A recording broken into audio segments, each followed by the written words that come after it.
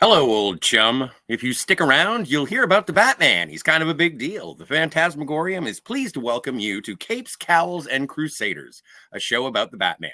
Adam West, Burt Ward, Cesar Romero, Frank Gorshin, Burgess Meredith, Lee Merriweather. This is your grandpa's Batman.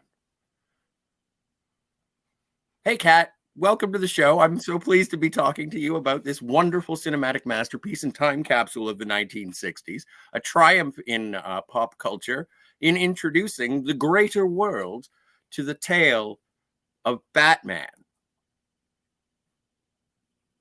Not really, but okay. Now, I don't think that there's a whole heck of a lot that we're going to have to cover plot-wise. This isn't the densest of stories. No, there's no coherent story here. Can I try? I'll do it quickly.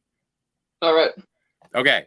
So there is Commodore Schmidlap from some brewing or distillery in England is coming. Oh, yes, please. We are sponsored by cheeseburgers.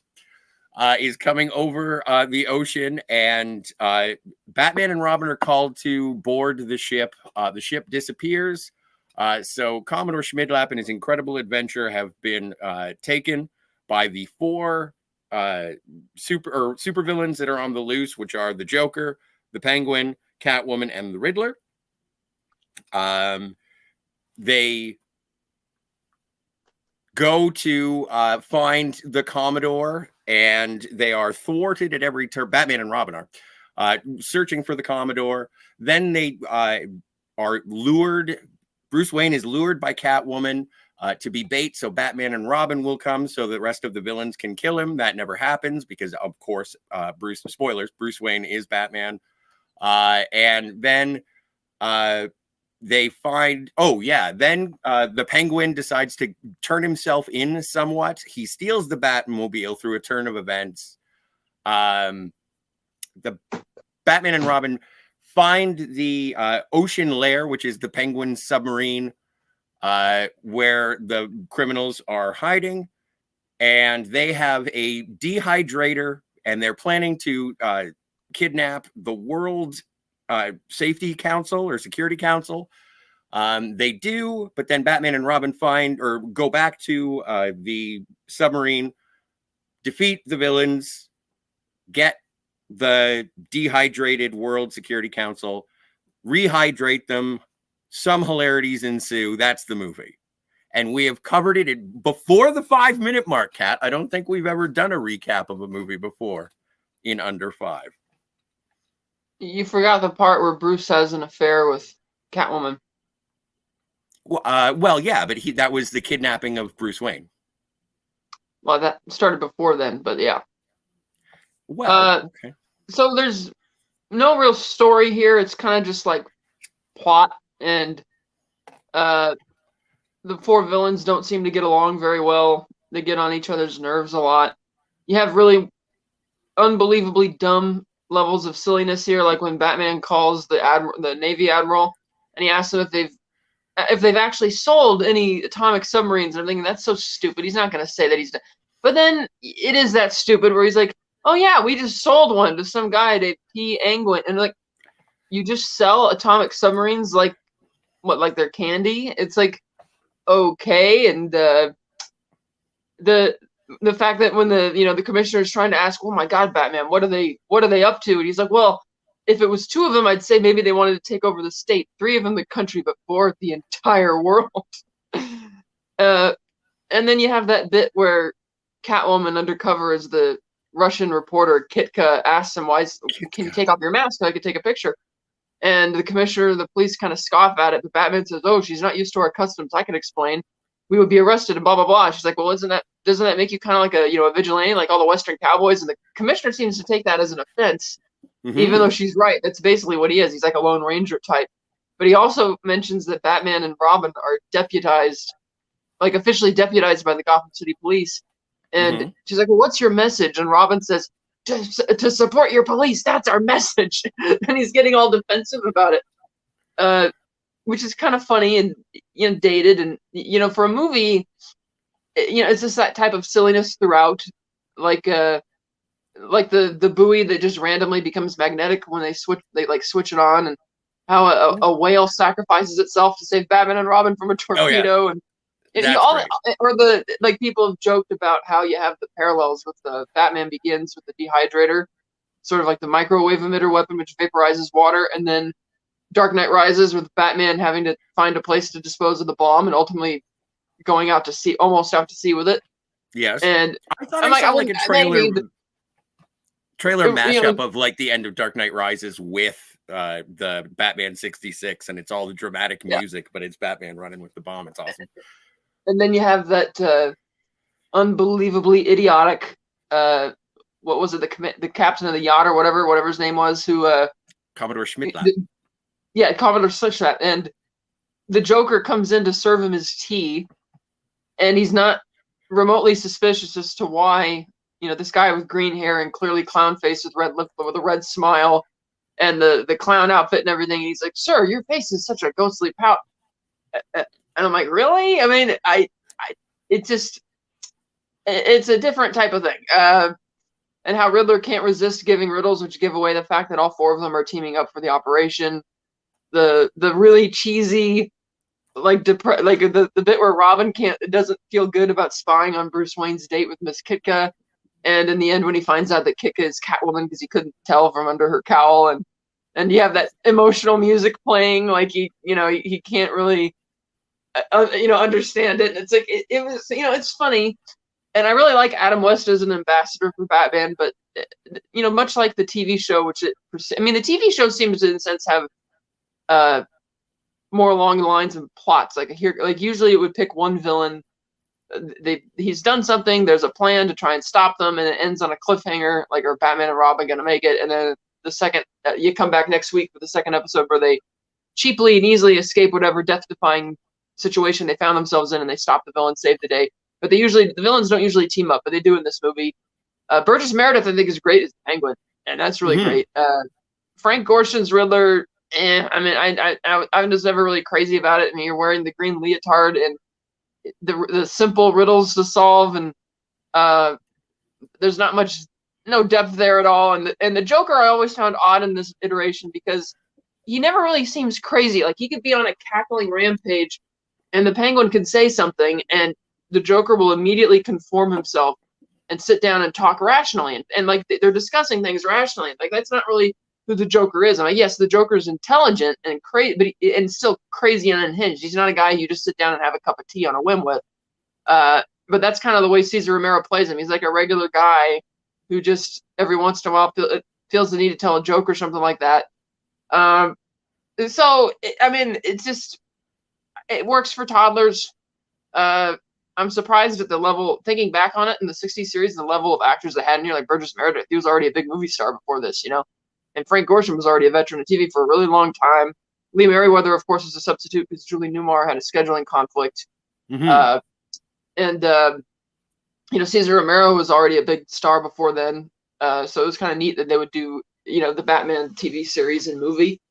But it's just, I mean, I guess that Salinas stuff works for some people and for nostalgia's sake. But for me, since I never grew up watching this series because it was never on reruns or anything like that, it's like I kind of like all of the humor around the Adam West Batman that have been infused into other TV shows. But watching this, and it's just like, it's too much. It's almost too silly. And yes, it's a reflection of the comics of the time, but I just don't really jive with it very well. I don't even think it's necessarily sort of reflective of the comics at the time, because I don't think that the comics at the time were this sort of almost bordering on parody. Like, they weren't this self-referential. They were serious about their subject matter. And when the television show came around, it was more about making fun of that silliness, but still having it being almost portrayed with earnest. Like, this is ridiculous, but it is the reality in which this Batman exists. Like, there's one throwaway line, and I was just like, that's an interesting choice for Gotham City. And there is a situation where they're going through Gotham Central Park, and it's like, we're just by the statue to Benedict Arnold. And I was like, well, oddly enough, That's a really good characterization for Gotham City itself. They would have a statue to Benedict Arnold for some reason, like it being such a corrupt place and whatnot. Like you don't really see it. Obviously, this is the 1960s, and it was much more clean. And it is a parody, but there are still reflections of the original intent of the comic book, I guess. Well, it's kind of like, as I see in the comments here, Jill says that she likes when Catwoman acts like she's going to seek the cat on them. And that's something else I forgot, because in Catwoman's debut, she's a cat burglar on a yacht. But there's no cat aspect about it. They just kind of nickname her a cat because she's a woman and, she's a cat burglar type thing. Whereas here in this series, she actually sometimes acts like she's a cat. Mm-hmm. Like, holding up her fingers like they're claws and hissing and stuff like that, and going like swiping. I'm like, what is this? And like or like she has her cats on the submarine with them for no apparent reason, and Batman goes out of his way to make sure that he puts the cat inside a life raft, whereas he throws all the other goons in the water. He goes on fighting with that cat in his hands for quite a long time. He was, or like the thing you have the silly stuff like with the shark bomb and the fish bombs and stuff, and how each of these villains can't help their compulsions, but not in an interesting Seven type of way, serial killer type of way. It's more like a cheap thing. Like even Joker's tells Riddler, I do it straight this time. None of your damn riddles. Just put it out in plain English. But they're almost like they're acting like Marv from Home Alone. It's like, remember, we're the wet bandits. We have to do our thing. We have a gimmick. It's been so long since I've seen that movie. I didn't even remember that's what they were called. Fair enough. But yeah, it's just, it's like you said, it is a bit parody. And I feel that the people who look down on comic book movies, this is what they're thinking of when they think comic book movies. They think Batman 66 is, well, oh, that's all that is. And, and they thumb their nose at it. Which is, and then combine that with the fact that, as far as introducing Batman to the greater populace, this movie doesn't actually go over his origin story at all. It's just like, it assumes that you know the characters and know the world and here's the story. But in a sense, it's not really a story. It feels more like just plot, like a lot of plot and no real story for any of the characters. I mean, I guess the hint of a story is the romance arc with Catwoman, and when he finds out that it's actually her, that seems to be a semblance of a story, because you could imagine if they were to have done a direct sequel to this, that Batman's relationship with Catwoman would change, because she doesn't know that he's Bruce Wayne, but he knows that she's Catwoman now. Which is something that actually isn't really addressed, because now that he figures out that she's Kitka and knows her face and all of that, I wonder if he would be able to like find her, because I don't think they ever used her name as Selena Kyle in the movie. She's just, she's just Catwoman. Same with Riddler. He's just Riddler. He's not Edward Nygma. And Penguin is just Penguin. I do like that Batman and Robin. Yeah, I do like that Batman and Robin were able to see through his disguise at the dock. Even though nobody could see through all the other obvious disguises, they were able to see through his. And the makeup, isn't like you could tell that he's wearing a fake nose, because you could actually see the skin tone change between the fake nose and the real face, and see the painted lines on it. But I like that I kind of like his version of it the most, because he does seem like he's playing this gentleman of crime, if you will, even though he's really silly with all of his Penguin stuff. And you have that great bookshelf which had private riddles, private jokes, private fish food, penguin food, private. But they're all like kleptomaniacs against or like with Robin being a bit homicidal, where he's like, Batman, why didn't you just let the bomb blow up the bar? And he's like, because Robin, they may be degenerates, but they're still human beings. Yeah. I'm thinking, man, Robin being a bit, a bit violent there. But yeah, I just had a hard time holding interest in it. I also don't really know why they took Penguin back to the Batcave without having him very secure. It's like, what did you think? Like, you didn't think that you could see through his disguise, but you didn't think he had a plan, and you just bring him back to the Batcave where he could find out all sorts of, information. But I like the Batmobile that George Barris designed. That's a classic car. I mean, Adam West told a story once how he and Burt Ward snuck it off the lot to go trick-or-treating with it on Halloween, and they only made it down a few houses on one street where they had to take it back. It's pretty good. In terms of the production, in terms of the production design and everything like that, the incorporation of the Batcopter, which I've watched this movie twice over the last 24 hours. The first time I watched it with the audio commentary with Adam West and Burt Ward, and they're talking about it. And Adam West is definitely much more an actor, and Burt Ward is much more of a stuntman. That's why he got hired, is basically just to do tumbles, which I think is kind of neat considering the nature of the character of Dick Grayson. But yeah, like the Bat Cycle, which apparently was a death trap for Burt Ward. They didn't really know how to control the sidecar when it shot out. But yeah, the designs of all the vehicles in this is fantastic. And iconic. Oh yeah, for sure. I mean, all the designs are iconic. Even the Batcave. I like that it's arguably the most colorful. I mean, it feels like the most believable Batcave in a way, because it's not like the overly designed ones from the Burton Schumacher era, which is like, how did you build this in a cave like this? It's not the minimalist thing that they tried to do minimalist in Dark Knight Rises, but it's like, there's no way that, how did you build this giant cube that just rises out of the water? How do you engineer that?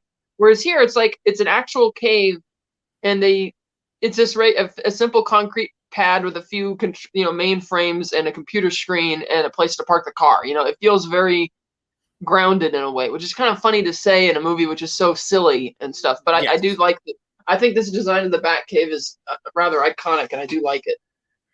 I'm just gonna say hello to the lovely people in the chat. I know, I'm sorry, we're 15 minutes in, but I really wanted to, I wanted to raise your energy, Kat, because I know I was figuring that you were going to dislike this and have more negative to say about it, but also I'm getting the sense that you don't want to kick it because it's so small and helpless anyway.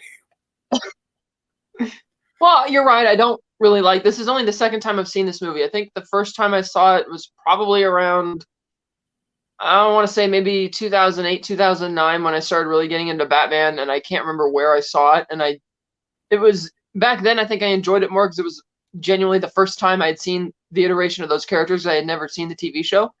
But watching it now and being more versed in the Batman comics and the other movies and even the animated series, the different animated series they've done, such as the first one and then the Batman Beyond and stuff like that.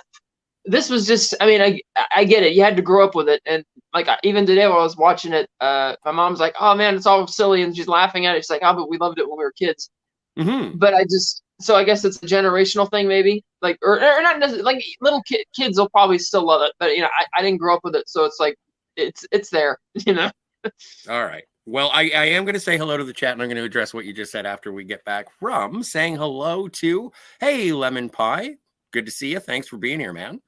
And Jill is here saying hello to Lemon Pie. Thank you for being here to welcome Lemon Pie. And also Edge of Time is here to welcome Lemon Pie. Thank you so much, guys. And there are a lot of hellos back and forth. Hello to Gigamat. Hey, Kat. Oh wow, Matt. It's our member. The only one. Hey, Matt. And then Matt G. Hey, Matt G. What's going on? Nice to see you here. And Jill says the submarine has flippers. So cute. Yes. Yeah, I mean, I like adorable. the fact that not only did he buy a nuclear submarine, but he went out of the way to paint it like a penguin and then add unnecessary flippers and stuff to it. And even the periscope is shaped like the head of a penguin. Yes. Well, it's about branding. And then I like when the shark explodes. There's a lot of exploding seafood. You get an octopus off screen. Well, underwater, you don't really see it, but yeah, and the shark as well. That repellent is ridiculous. And Jill says, I love the dumb silliness. Well, and that's the one thing that Adam West was describing in the audio commentary and in the, like, I basically went front to back on the DVD with the special features and everything. And Adam West is, I revel in the showcase of the absurd, the pageantry of the absurd. And he really is, yeah, he is Mayor Adam West. Jill says, I was laughing, and that's it. I was tickled by it the entire time. I like when Catwoman acts like she's going to sick the cat on them. Yeah. Well, and also I think Lee Merriweather is the closest to Michelle Pfeiffer's performance as well out of all of the Catwomen. Mm-hmm. Jill House says, it says, I love how everything is clearly labeled. Don't know why that makes me happy. I think it's the kid in me that had me a label maker and would label things that probably didn't need labeling. Yes, the magnifying lens was a nice one. That was good. The ladder, of course. And then, yes, we have the unseen dolphin. Let's see. Lemon Pie says, I'd like your opinions if you feel the movie was in the same spirit of the show or if it departed from it. No, I think it was pretty wide. Like, hey, Lemon Pie, I think it's definitely in line with the television show. They were saying in terms of the production of it, they initially wanted to start with a theatrical release to sell the show. They ended up going with the show. It had a built-in fan base. They were there to please the fans. I think the show was more coherent, though, because it would start out not usually with a plot or something going on. It usually starts with Bruce Wayne and Rob, or it introduces some of the characters, then something happens and they have to go off and deal with it. And then you have, again, part two. Whereas this, it's like, it was a bit convoluted when it started. It's like, okay, there's a missing yacht and he's flying out there and the yacht disappears and we're doing all this action stuff. And now apparently all four villains are involved. And now that other funny bit where the commissioner asks the deputy, what super villains are on the loose right now in the city? And like, he actually calls them that. And now they just pick that up. Oh yeah, no problem. You just have it listed on here. And Batman acts kind of incredulous at first to learn that there are so many of them on the loose, but it did. And yeah, the TV show had some of that silliness, but it would still tell a bit of a story. Whereas here, it's just kind of, okay. It's like, I get it. They're trying to sell the show and all this stuff that happens on it, but. Well, and I think it may be a case of, when you get a Saturday Night Live movie that's based on a skit and it works if you have 1 hour or 2 half hours a week. And that's good enough. You don't necessarily need 90 minutes. Once you get it too long, it just loses the coherence. I think that's what happened here. It's really good. And they were doing episodes twice a week, basically hour-long episodes broken into 2. You see, that's another thing. This movie did feel really long because it was sort of, not exactly. It was sort of episodic. Like they had to deal with one obstacle after another. Like the bomb thing just comes out of nowhere, and he has to deal with that. Oh, but then here's Penguin, and now we're in the Batcave doing this, and now we're back on the submarine. Now there's the rehydrator, and it's just kind of jumping all over the place. And I thought at an hour 44 minutes or so, it felt too long, way too long. Yeah, right. Sorry, I don't know math, but you're right. It was 105 minutes. And yeah, I felt it was long, but I did, it was longer watching the audio commentary than it was watching it again today. Because when I watched it with the audio commentary, I was like, I have no idea what's going on. I'm just listening to them talk about it. And so today I watched it for the plot and I was like, well, it doesn't make the most sense, but it's not so convoluted that I have no idea what's up. Like if I were to compare this movie to say the 60, what year did the original Casino Royale come out? 53. No, not the 54. Not the CBS one, the David Niven. 67. 67? Like this Batman 66 is better than Casino Royale 67. Maybe, yeah. Just in terms of making sense. Oh, right. In terms of making sense, yes. So, like, it's a tighter plot despite the silliness and the parody of the situation. But again, this one's more earnest. But yeah. I also thought the ending was really drawn out. Yes, it was. No, they kind just of stale. Yeah, they basically had to create, because then Commodore Winchester Schlepp breaks the vials of the Security Council and then has to take them back. And there's a separation of dust particles. And yeah, no, it's. And how Robin right, we have to finish this. And how Robin suggests that they should basically play God and tamper with them to make them better. And Batman's like, no, we can't, and gives this cheapish explanation. And Robin's like, oh, you're right, Batman. And not moments later, what Robin had suggested is done accidentally. And Batman's like, it'll be fine. Yeah. This is what the world needed, old chum. Or like, another thing to epitomize this silliness is at the end of the movie when Batman and Robin feel the need to sneak away, and Robin's like, "How are we gonna get out of here, Batman?" Because we'll just climb out that window. Like nobody's gonna notice. And they start rappelling down the window, and as the credits roll, you see a bunch of other people starting to look out the window and watch them as they're rappelling down the down the building. So, yeah, I like Burgess Meredith as the Penguin. That's the best I can say about it. Well, I like Gorshin. I liked Frank Gorshin. Mm. And Jill says Catwoman has a cute little kitty Morse code communicator. Yes, that she pulls out of her purse while Bruce is fantasizing about romance, I guess. Keep your eyes closed. The dream is coming to a climax. No, keep them closed. And she's typing away on her little thingy. It's ridiculous. Everyone riding rockets is kind of funny. Holy Halloween! The rocket umbrellas. Yes. And then, as you were mentioning, Kat, the anti-drinking message was funny. Drink is a filthy thing. I'd rather be dead than not be able to trust my own eyes. You get used to it, Robin. Yeah. Matt G, just hanging out.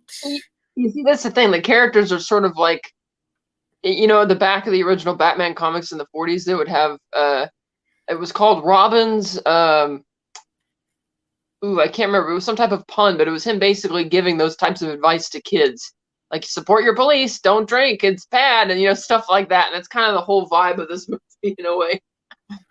Well, and I think that's part of the way that they sort of slanted it, is as opposed to being like a vigilante crime fighter, like even like I don't know the history of like the 60s Batman comics. Like I feel like, and much like you, we were sort of talking in our methods about Denny O'Neil and Neil Adams and how they sort of reasserted a level of believability and tone to the spirit of the original Batman, which was basically dovetailing off of pulps like The Shadow. Yeah. And it was much more of a mystery gothic thing. But and in the 60s, it was much more about colorful characters. Batman didn't have superpowers. He wasn't Superman. He couldn't do all these things. So they had to make different things. Hell, Robin was a marketing thing to bring in a sidekick.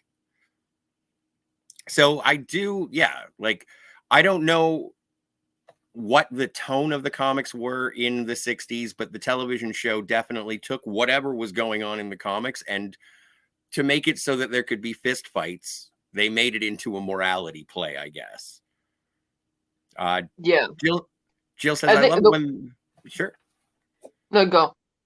I was just going to say, when Riddler... Jill loves it when the Riddler is too crazy for the Joker. And that's, when he's trying to launch his, the Polaris missiles, if you will. You were going to say?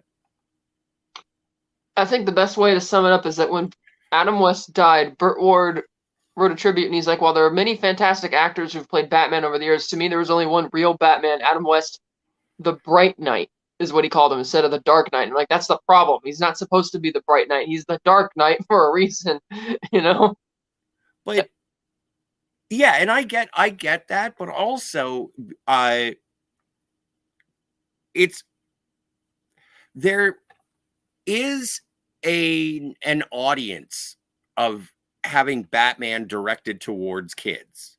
Like if you look at like Diedrich Bader playing Batman and Batman Brave and the Bold, and that's much more of a kid-friendly interpretation, still maintains a certain level of believability, like in terms of the world that it inhabits, but it's definitely nerfed for children. And that's sort of the nature of this one. This is what I feel like. And watching the featurette on the DVD for Burt Ward sitting there and being like, Batman is for kids. Kids love it.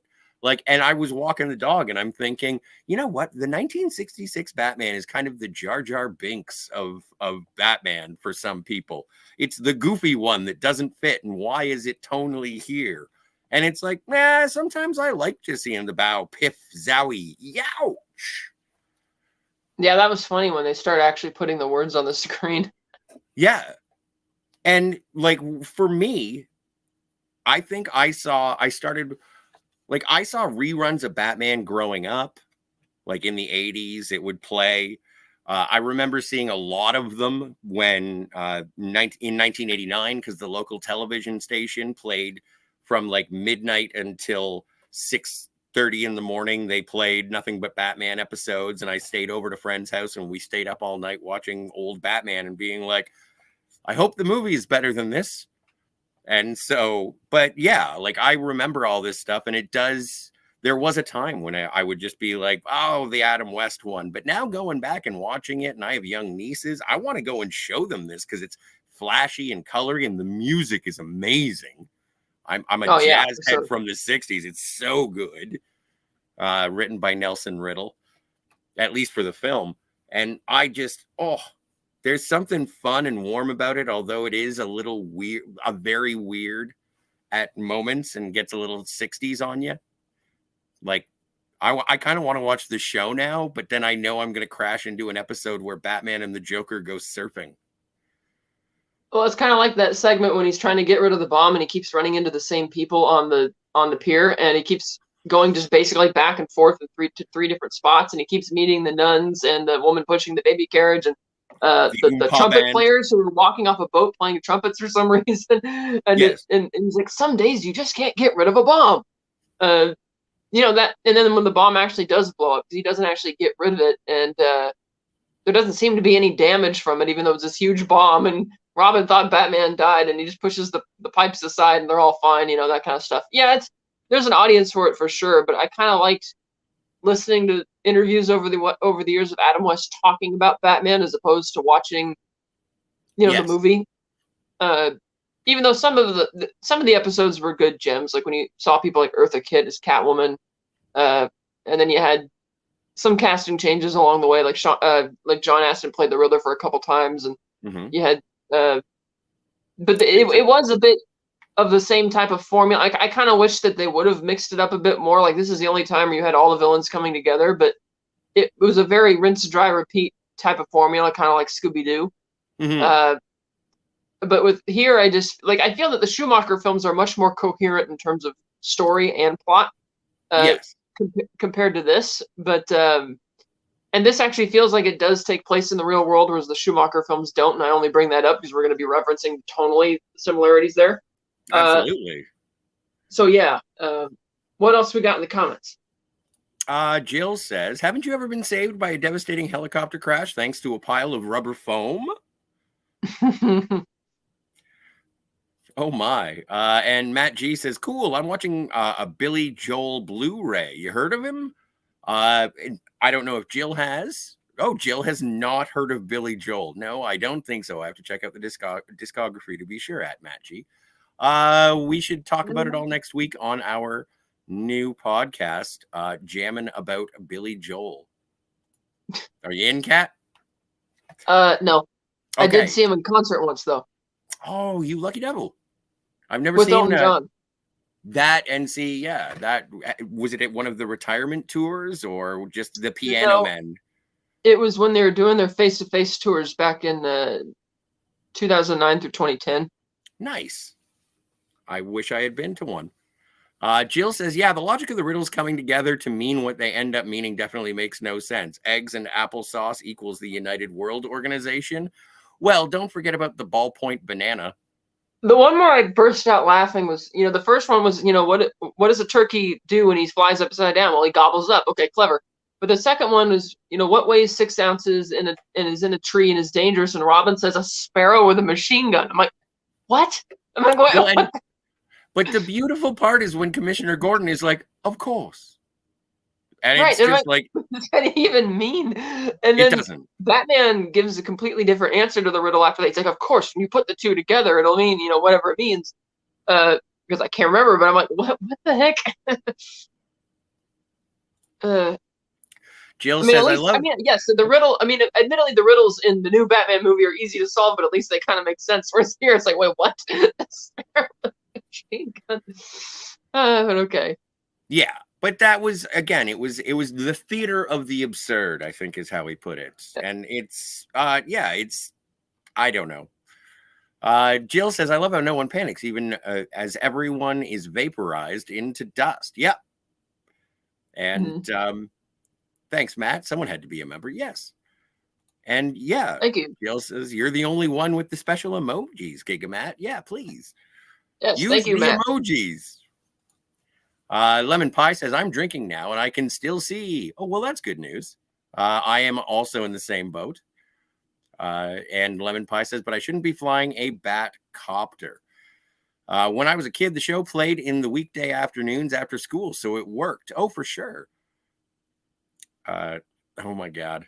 And then we're having piloting. Jill says, not unless you can keep track of all the foam rubber piles around town.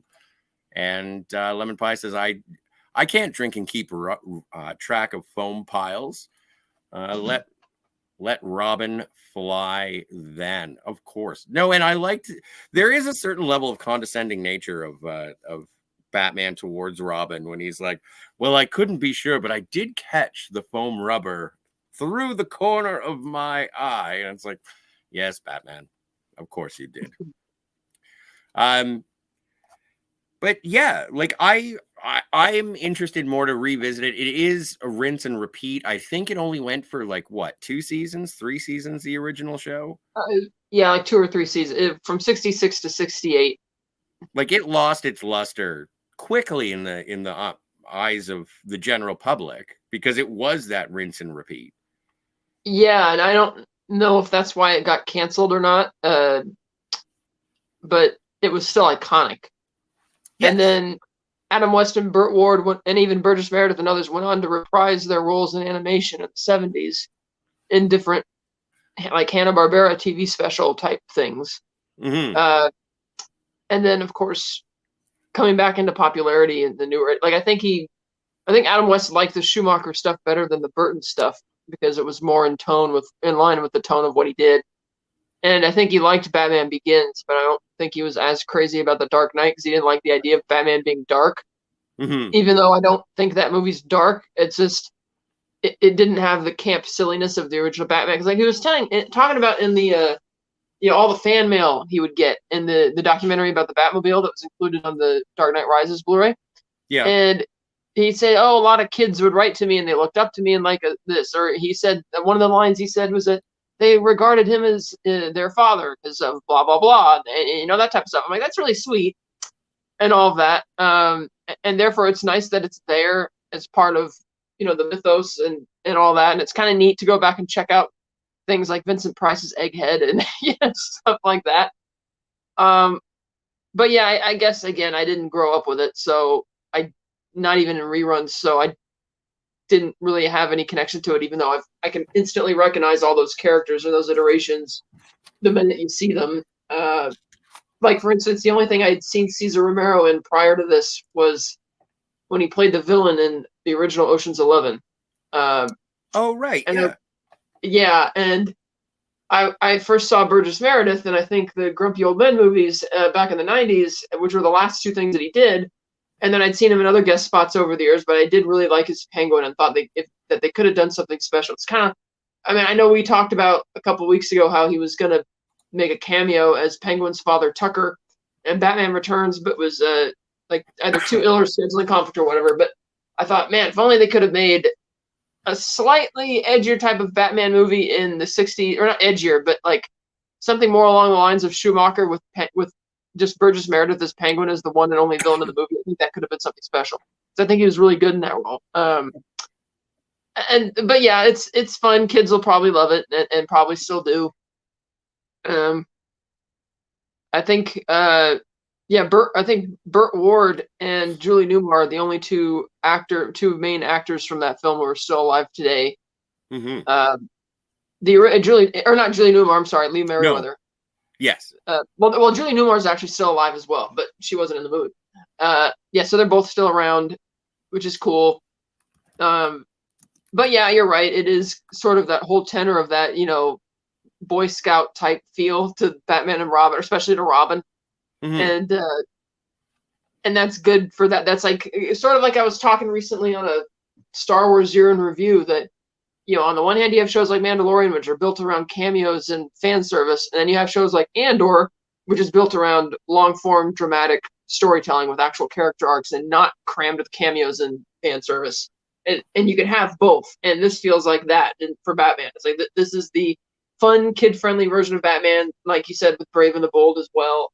And then there's the other type of Batman, which I'm a bit more into because I didn't really get hooked on it until 2008. So yeah, I like that it exists, but other than the Batcave and the Batmobile and all of the parodies that have been done by Adam West tongue in cheek since then, like when he did this video, I can't remember what it was promoting, but he actually went to the original Batcave and like the exterior of the Batcave, which is up in the Hollywood Hills near the Hollywood sign. And he set up this garage sale on these card tables, and he was selling like props from the show as like a mock sale. And I'm like, yeah, because people are really going to come by there to buy stuff. And he's like, oh, this is. He's not even trying to be in character. But he's like, oh, this is the Riddler's weapon. You got to buy all this funny stuff. I got to look up the clip again, but it was so funny.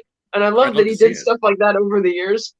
And of course, that Batcave, it's also where, Christopher Nolan and David Goyer would take walks all the time writing, coming up with Batman Begins, because even they grew up watching the 60s Adam West series, and seeing the neat tricks like when they climb the wall, which is just turning the camera sideways. And for sure. Yeah, I mean, it's cool, it's iconic, but I don't really have much else to say about it. I like Adam West though. I really did. I like him a lot. He was a really cool guy. Well, and the cast is again. You hit the nail on the head. I don't want to take up too much of your time. I have a couple of questions just in the nature of Batman, because I feel like this is a great jumping off point from the Adam West, and what I would say is like the introduction into pop culture, like into grander pop culture. Like once you go from comic books to TV, and then the evolution with that. You had discussed Denny O'Neil and Neil Adams. Neil Adams. And in terms of moving forward and getting it a little bit more gothic, and then as you get into the 80s with Frank Miller's Dark Knight Returns, then you obviously have a response to both the growth from the 60s in spite of the television show, but also a little bit of camp in terms of reverence for the colorful nature of like the Joker and things like that in the 89 movie. How do you, let's say the show never exists. Do you think that the like Batman just ends up falling out of favor and is lost to time, sort of like the Shadow? Well, it's interesting because, Neil Adams, when he came along with, bringing the Joker back to his roots, he sort of said it was, he and Denny O'Neil sort of said it was because the TV series and the movie, the 66 were so popular that sort of was the image everybody had for Batman. And that was even being reflected even more in the comics in light of the success of the show. And that he felt the need to go back to it, which is why, or to darken it up a bit, which is why I wonder if, like you said, if the show and the TV studios hadn't happened, but the comics were still a bit tongue in cheek, would they have felt the need to do that, or would they have bothered with it? I would think yes, simply because the 70s was a massive, the pop culture phenomenon that is the 70s, I think would have brought about a darker tone to that anyway, especially when you go into the archives and whip out the original comics from the 40s and see some of the darker stuff that was it. Like the Joker debut is still dark as hell, even today. It's like you go from this silly little outdated stuff and comic silliness, and then you suddenly have a guy who's just outright murdering people in the comics with no rhyme or reason, really, who's just stealing the jewels because he's like, oh, my pretty jewels, they look so pretty, and he doesn't want to spend them on anything. He's just stealing them for the hell of it because he likes looking at them. It has a secret cemetery lair, but it's still really dark. And I think that given the nature of the 70s, they would have done it anyway. I don't know. Maybe it would not have happened as quickly. I did meet Neil Adams at a Comic-Con back in 2014. Yes. And that was really cool to meet him. I remember I was shaking hands with him and he took a picture, and he kind of held onto my hands and he was looking at it and he was admiring this unique skeletal bone structure in my hands. It's like, you have really unique bones. And he was like kind of going off like this, and he started doing some kind of pencil sketch. I'm like, okay, on a pencil sketch. I'm like, that would, but yeah, and they're both gone now. Yes. Denny and Neil were the last 2 years. Yeah. So yeah, I think it eventually would have happened, but. And then as it gets darker, and there are other iterations, like what is it? Grant Morrison, I think recently even incorporated Batmite into the modern storytelling. I forget where it was. I think it might have been during Son of Batman. I'm not sure. But yeah, like in terms of that, do you think that there is still within the main continuity, like whenever they show pictures, like in the, what is it, in the Killing Joke, when they show the Bat family, they show like the 60s, 50s style of art Right. and whatnot. Is there an innocence to Batman 66, or is it just the camp novelty of it?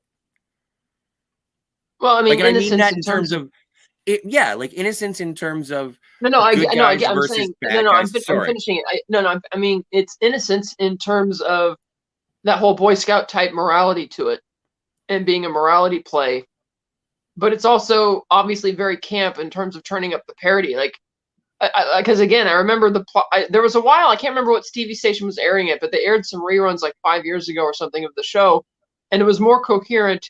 And yes, you had silly theatrical stuff happen, but you didn't have something as silly as Batman calling the admiral. It's like, oh yeah, I just sold a nuclear submarine. Whoop de doo. Like Mm, it's no big deal, or that type of stuff. And so, like you said, it does feel like it's bordering on self parody, and maybe that's just because, like you said, they were trying to sell the TV show, so they cram all the villains in there and all the gags and all the over the top stuff that they can.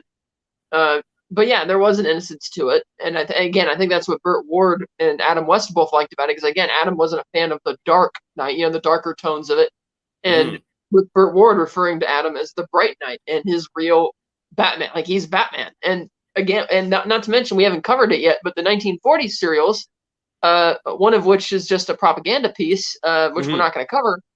It also had its silliness and was more camp because it was, you know, uh, it was the very first dawn of what superhero type stuff was, in the sense that the Batmobile was just a regular car, and if the top was up, it was like Bruce Wayne's car. Thinking if the top was down, it was Batman's car because he'd be wearing the costume.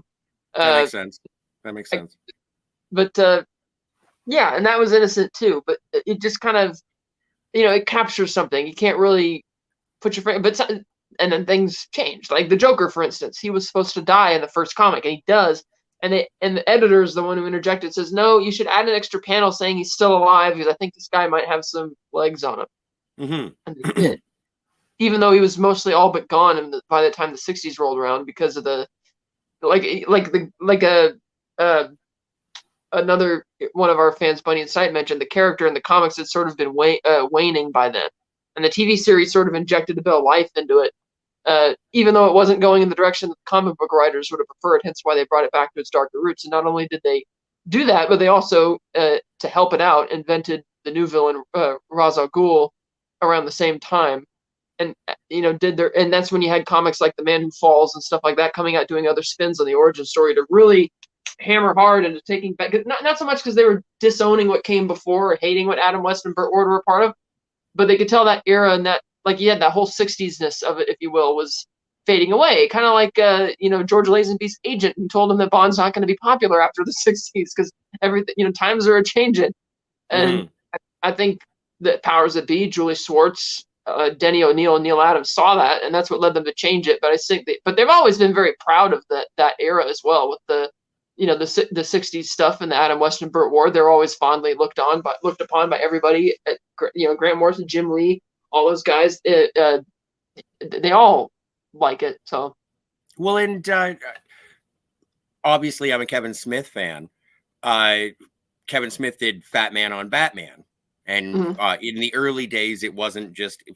Now that it's Fat Man Beyond with Mark Bernardin, it's more of like a pop culture show. But back when it was Fat Man on Batman, he would have interviews with like Denny O'Neil and Mark Hamill. And oddly enough, he does like a two-part conversation with Mark Hamill. They basically just talk about the Bill Dozier. They just talk about the '60s one. Mark Hamill's a huge fan. And in terms of the progress of just superhero and comic book properties in general, one of the big things that Richard Donner had to overcome was the Batman show, because when it was first going to be directed by Guy Hamilton, his entire perspective on it was, well, we'll make it like the Batman show. It'll just be a movie version. And thankfully, Richard Donner and cooler heads prevailed and made something that was more grounded in reality. But yeah, and that's also represented by what was going on in the comic books in the mid to late '70s, I think. Yeah, and that's also a bit of Guy Hamilton's flair too. He always did more kooky type of movies, which is kind of neat. At least a signature, if you will. Mhm. But I even remember, again, going back to the Batmobile documentary, the part where they go over the '60s Batmobile specifically, and you learn how they built it, how simple it was, or they tested the parachute shooter on the freeway, and you see the directors of the other movies, like Christopher Nolan, just looking at the Batmobile, like geeking out. It's like the '60s Batmobile. Everybody loves it. Yeah.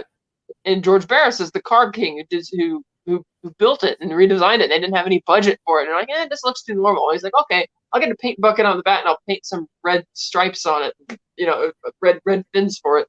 And there you go, it's just the simplest thing.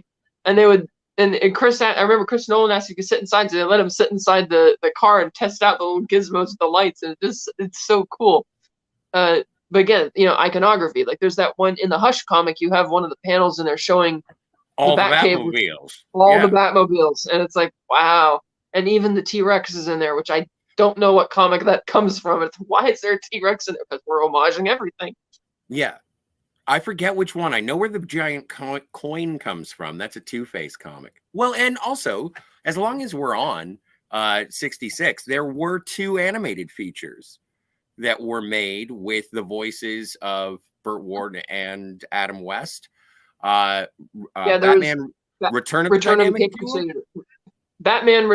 I think one of them was Batman Return of the Caped Crusader. That's it. And Batman and Robin versus Two-Face with William Shatner voicing Two-Face because they wanted to keep it era appropriate to actors who still would have been around at the time. But yeah, and Julie Newmar's in both of those as well, with great references to the old stuff. So apparently the only downside of it is that it makes about as much sense as Batman the movie. But if you're into that sort of quaint charm and that nostalgic innocence, if you will, you can check those out. We do have a lot more comments. A lot? They've been flying by on my screen. I haven't seen them all yet, but they're there. I've got 4. But okay, maybe there are 4. Let's see. Lemon Pie says, wow, I didn't realize it was only 2 years for the original run of Batman 66. Yeah, but they were pumping out. Like, they were doing hour-long episodes, and you get 2 episodes a week. Or, it would be 1 hour-long episode cut into 2 twice a week. Yeah, I think it was, they got 3 seasons in 2 years, because the format was a bit different. Like, nowadays, a TV show starts in, like, September and ends in May for American audiences, and that's usually, like, 24 episodes or so. Back then it could be varied a lot. Like sometimes there could be dozens of episodes or just a few. And I'm pretty sure there were 3 seasons in 2 years. I know was Star Trek because that was around in the same time frame. That was 66 to 69 though, so it was 3 years. Okay, so it was 3 years. Okay, so this was for 2 Star years. Trek. Okay, yeah, this was 2 years, but I can't remember if it was just 2 seasons or 3. Yeah. It's crazy though that in the case of both of those shows, they're just there for 2 and 3 years, and yet it's just the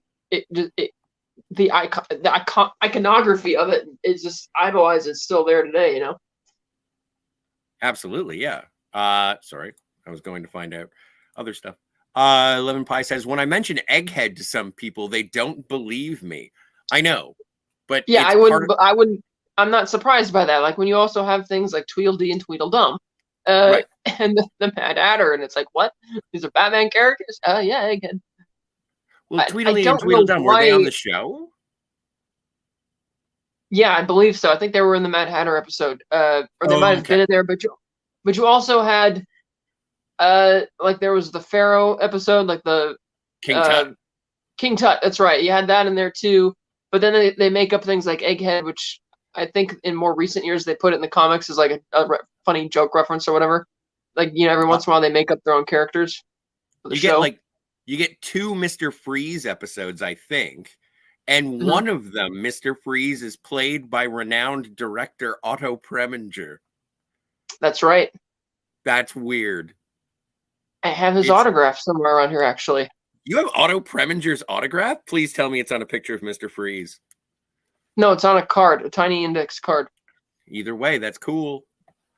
You should put it in the corner of a printout. Just print it out on your color printer and make a picture of Mr. Freeze and then put it auto premature. Well, that's what I would do, because that's what I would do. Jill says Neil wanted to draw cat's bones. That is really cool. That was something else. When he started, he just took a real interest in it, and I was going to get up to leave because there were other people there. He's like, "Oh, wait!" He's moving his hands over the knuckles, feeling around. It's like thinking, because he was saying, he's an artist, so he's thinking about it from like an animation perspective. He's like, "Oh, that's really interesting." I was like, I was like, man, that's something. So I guess I don't even know. I don't even know if it's fair, but are we going to give this batarangs? All right, I'll give it 3 batarangs. Out of 10, you're going to give it 3. Yeah. All right, I understand. I am going to give it 6 batarangs. Oh wow. I love the music. Like, yeah. I downloaded. There's like a 25-minute Nelson Riddle suite from the 1966 Batman movie, and it is now just going to be next to my Spider-Man 67 soundtrack. It's just going to be Spider-Man and Batman jazzy bopping around. That's going to be the soundtrack whenever I have earbuds. I do like the soundtrack and the Batmobile and the Batcave and the color and stuff. I just don't feel it comes together as a movie, and it just feels as a story, and it just feels way too long. But it's one of those things where the sum of its parts for me is not as good as the pieces. Like, I agree with that. I like all the pieces, and the pieces bring me joy. If you want to knock holes in Batman 66, you can take all the time in the world you want to do such a thing. But realize that you are poking holes in Batman 66. Like, it's not meant to be. It is a trifle. Don't trifle with it. It's already a trifle.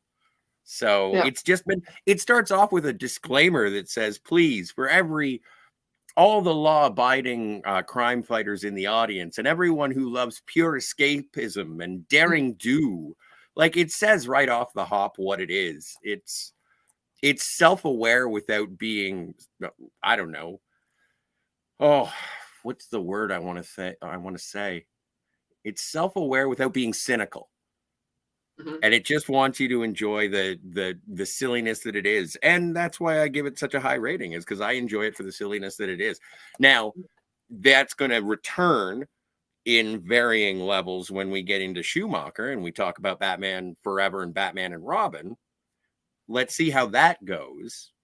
Because when rewatching 66, I feel better about 66 than I did the last time I watched it. I'm curious as to what's going to happen when I see the Schumacher ones. Maybe I'm going to give them a little bit more credence, but this is also because I have not yet seen The Batman.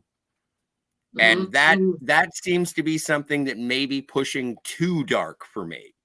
And I don't know, but I haven't seen it yet. I am looking forward to it. Speaking of the movies that are upcoming, we have next time, we're going to be doing Batman Forever. Right? Yeah. Yes. And then followed by and Robin.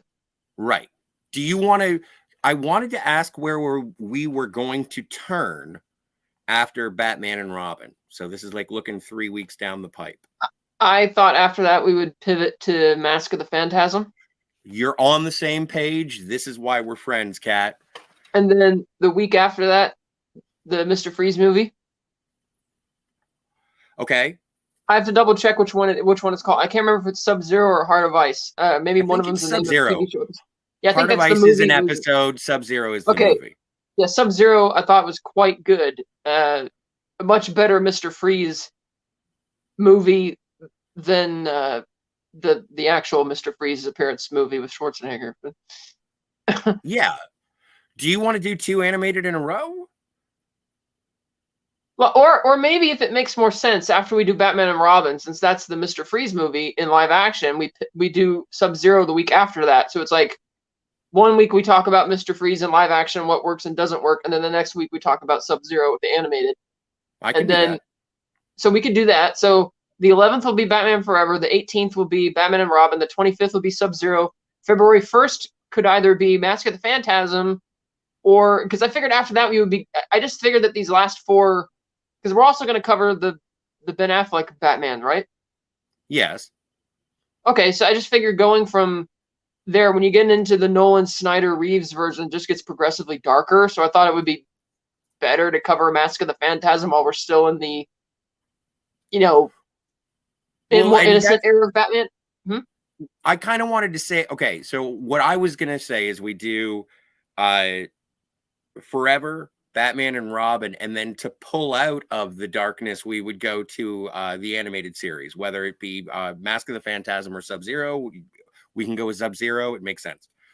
Then if that takes us to February 1st, do you want to do the Nolan trilogy in February? We'll call it the Nolan February trilogy. Yeah, that's why I thought. And then you want to go backwards after that to Mask of the Phantasm? No. Yeah, because I was thinking we do Sub-Zero on the 25th, Mask of the Phantasm on February 1st, and then the Dark Knight trilogy on the 8th, the 15th, and the 22nd. And then from there, the Ben Affleck stuff on March 1st and March 8th. And then finally, the Batman on March 15th. Okay. I mean, if it's going to progress in that direction, because I feel that, because tonally, we're all the Burton. Again, I've never really thought of Burton stuff as dark, but looking at Burton and then Batman 66 Schumacher, the animated stuff, and then you go into this more current era, and we're seeing that Batman's going in a particular direction. And if we want, there's other animated films that have been brought to our attention, like Hush, Gotham by Gaslight, I know Steve really wants to see Under the Red Hood. Under the Red Hood. So we could go back and forth with the animated. But yeah, we Right. could do the two animated things after Schumacher, and then do the Nolan trilogy, and maybe pivot to do some more animation, and then maybe then back to the Ben Affleck stuff, and then back to more animation, and finally back to, because I figured it would make sense for the Batman to be the last one in the series because that's the most recent iteration. Yeah. Are we gonna watch Joker? Oh, we could if we want. Jill says it was ridiculously incredulous, but that's also why it was fun. Seven batarangs. Meow, 7. bon voyage. Yeah, no. And Jill, don't call me that in public. Calling me a pussy, Wonka. So anyway. No, that Yeah, was well, funny. yeah. But yeah, so we'll figure it out. But I just wanted to I wanted to get a sense of which direction our fight on crime was going to go, and I like which way it's going. So I just wanted to check with you. Yeah, well, we're good for planning for this whole month, so that's good. So we have the next four: Yeah, Batman Forever, Batman and Robin, Sub-Zero, Mask of the Phantasm will be our next four, and that'll cool. take us through February 1st. So we're good with that for now. And then I guess the Dark Knight trilogy after that, the 8th, the 15th, and the 22nd. So yeah, we're good for the next several weeks. Rock and roll. And I'm hoping, but I've got the Blu-rays coming for Forever and Batman and Robin. So if they show up in time, I'll be happy. If not, I'm going to go to the public library and lend. I would have thought you already owned those at least on DVD. You know what? Because I am such an elitist and a snob, every time I have had Batman and Robin or Batman Forever, I have thrown them away or used them as coasters or whatever.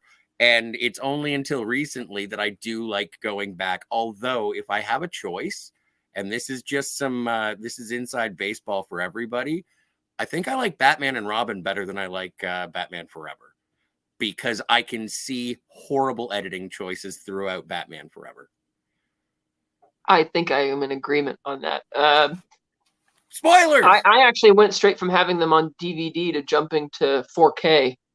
And I can't wow. remember where I got it, but I did have Batman Forever VHS a long time ago, but I think we got it from somebody else. But But yeah, I jumped Oh, straight to 4K. I still want the Blu-rays because the combo packs came with all the brand new bonus feature-length bonus features they did for each of the films. mhm.